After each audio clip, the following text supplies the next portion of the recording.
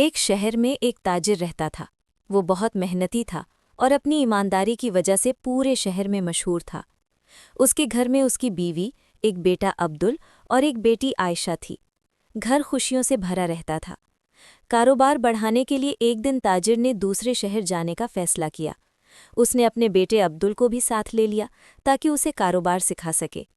جاتے وقت اس نے اپنے قریبی دوست سے کہا، بھائی، میں تم پر بھروسہ کرتا ہوں، میری بیوی اور بیٹی کا خیال رکھنا، یہ تمہارے حوالے ہیں۔ دوست نے مسکرا کر یقین دلایا، مگر اس کے دل میں نیت صاف نہ تھی۔ کچھ دن سب ٹھیک چلتا رہا۔ دوست روز گھر آتا، سبزی لا دیتا، حال احوال پوچھتا، مگر آہستہ آہستہ اس کی نظر عائشہ پر ٹھہرنے لگی۔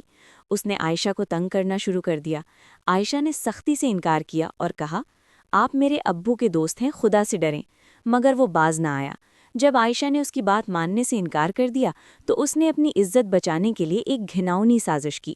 اس نے تاجر کو فون کیا اور کہا، تمہاری بیٹی ٹھیک نہیں ہے، وہ گھر سے باہر جاتی ہے، میں اب اس کا ذمہ نہیں لے سکتا۔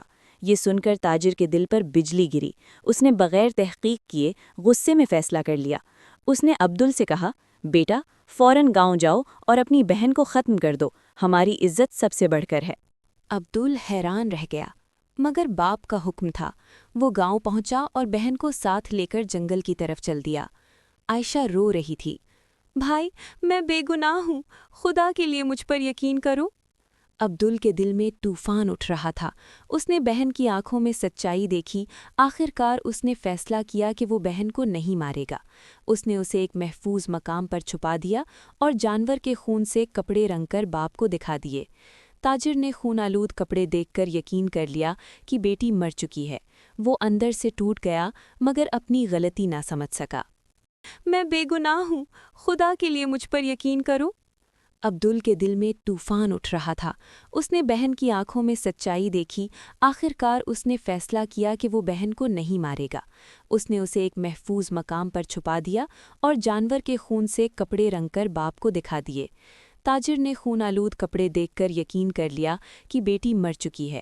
وہ اندر سے ٹوٹ گیا، مگر اپنی غلطی نہ سمجھ سکا۔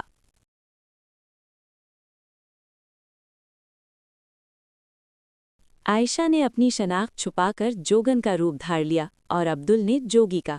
دونوں در در گھومتے رہے۔ ان کا مقصد صرف ایک تھا، سچ کو ایک دن سب کے سامنے لانا۔ کئی ماہ گزر گئے۔ اتفاق سے عبدل کی شادی طے ہو گئی۔ پورا شہر دعوت میں شریک تھا۔ وہ دوست بھی موجود تھا جس نے جھوٹ بولا تھا۔ شادی کی رات محفل جمی ہوئی تھی۔ کسی نے کہا، بابا جی، کوئی پرانی کہانی سنا دے۔ جوگی یعنی عبدل نے کہنا شروع کیا۔ ایک تاجر تھا جو کاروبار کے لیے شہر گیا اور اپنی بیٹی کو دوست کے سپرد کر گیا۔ دوست نے خیانت کی، جھوٹ بولا اور باپ نے بغیر سوچے سمجھے بیٹے کو حکم دیا کہ بہن کو قتل کر دو۔ محفل میں خاموشی چھا گئی۔ تاجر کی آنکھوں میں آنسو آ گئے۔ اسے اپنے فیصلے پر افسوس ہونے لگا۔ جوگی نے آگے کہا، مگر بیٹا جانتا تھا کہ بہن بے گناہ ہے۔ اس نے اسے بچا لیا اور سچ سامنے لانے کا انتظار کیا۔ دوست کے چہرے کا رنگ اڑ چکا تھا۔ لوگ اس کی طرف دیکھنے لگے۔ اچانک جوگن نے نقاب اتارا۔ ابا جان، میں زندہ ہوں، میں بے گناہ تھی۔ یہ سن کر تاجر چیخ اٹھا۔ وہ بیٹی کے قدموں میں گر گیا اور معافی مانگنے لگا۔ عبدل نے ساری حقیقت بیان کر دی۔ لوگوں نے دوست کو پکڑ لیا۔ اس نے اپنے جرم کا اعتراف کر لیا۔ اس کی عزت خاک میں مل گئی۔ گھر میں دوبارہ خوشیاں لوٹ آئیں۔ تاجر نے سب کے سامنے کہا، میں نے بغیر تحقیق کیے فیصلہ کیا، یہی میری سب سے بڑی غلطی تھی۔ عائشہ نے باپ کو معاف کر دیا اور عبدل کو سب نے سراہا کہ اس نے عقل اور رحم کا راستہ چنا۔ آخرکار اس نے فیصلہ کیا کہ وہ بہن کو نہیں مارے گا۔ اس نے اسے ایک محفوظ مقام پر چھپا دیا اور جانور کے خون سے کپڑے رنگ کر باپ کو دکھا دیے۔ تاجر نے خون آلود کپڑے دیکھ کر یقین کر لیا کہ بیٹی مر چکی ہے۔